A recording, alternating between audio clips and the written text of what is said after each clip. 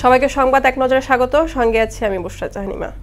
তারেক রহমানই দেশের আগামীর প্রধানমন্ত্রী এমন মন্তব্য করলেন বিএনপির মহাসচিব মির্জা ফখরুল ইসলাম আলমগীর। রাজধানীর কাকরাইলের উইলস লিটল ফ্লাওয়ার স্কুল মিলনায়তনে ডক্টরস অ্যাসোসিয়েশন ও বাংলাদেশ ড্যাবের জাতীয় সম্মেলনে তিনি এই মন্তব্য করেন। দ্রুতই দেশে গণতান্ত্রিক পরিবেশ ফিরবে বলেও আশা জানান তিনি। আগামী নির্বাচনকে ঘিরে কর্মকর্তাদের তালিকা ঢেলে সাজানো হচ্ছে বলে জানিয়েছেন প্রধান নির্বাচন কমিশনার এএমএম নাসির উদ্দিন। ত্রয়োদশ জাতীয় সংসদ নির্বাচন উপলক্ষে সকালে রংপুর অঞ্চলের নির্বাচন কর্মকর্তাদের সঙ্গে মতবিনিময় সভায় তিনি কথা বলেন। দেশের আইন শৃঙ্খলা পরিস্থিতির দ্রুত উন্নতি হবে বলেও আশা করেন সিইসি। হানি ট্র্যাপ চক্রের ভিডিও করায় গাজীপুরের সাংবাদিক আসাদুজ্জামান তুহিনকে খুন করা হয় বলে জানিয়েছেন জিএমপি কমিশনার নাজমুল করিম খান। আর র্যাব জানিয়েছে গ্রেফতার হওয়া স্বাধীন হত্যায় জড়িত থাকার কথা স্বীকার করেছে। সাংবাদিক হত্যায় জড়িত থাকার অভিযোগে 7 জনকে গ্রেফতার করেছে আইন শৃঙ্খলা বাহিনী।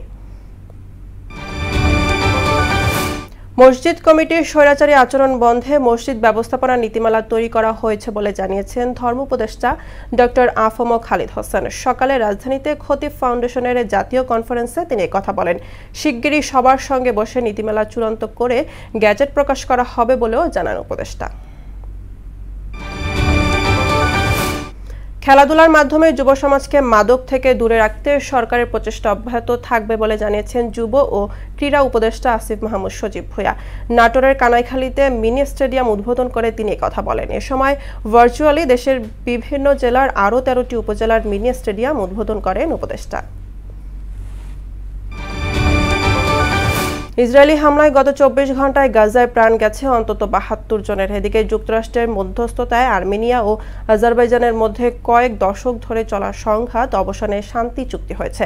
অন্যদিকে ইউক্রেন রাশিয়া যুদ্ধবন্ধে রুশ প্রেসিডেন্ট ভ্লাদিমির পুতিনের সঙ্গে বৈঠকে বসার ঘোষণা দিয়েছেন মার্কিন প্রেসিডেন্ট ডোনাল্ড ট্রাম্প। 3 ম্যাচ সিরিজের প্রথম ওয়ানডেতে ওয়েস্ট ইন্ডিজকে 5 উইকেটে হারালো পাকিস্তান। ত্রিনিদাদ ও টোবাগোতে টস জিতে ক্যারিবীয়দের ব্যাট করতে পাঠান রিজওয়ান। সব উইকেট হারিয়ে 280 রান তোলে ক্যারিবীয়রা। জবাবে ব্যাট করতে নেমে রিজওয়ানের 53 ও হাসান নওয়াজের 63 রানের অপরাজিত ইনিংসের ওপর ভর করে জয় পেয়ে যায় পাকিস্তান।